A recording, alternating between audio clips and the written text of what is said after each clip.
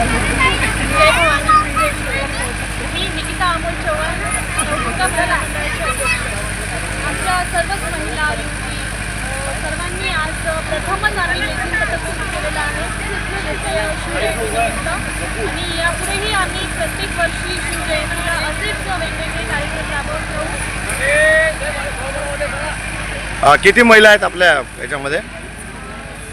आमच्या 31 महिलांचं पथक आहे. या वर्षीचं हे पहिलं वर्ष आहे तुमचं? पहिलंच वर्ष आहे आणि 31 महिलांचं पथक आहे. आणि या वर्षी अजूनही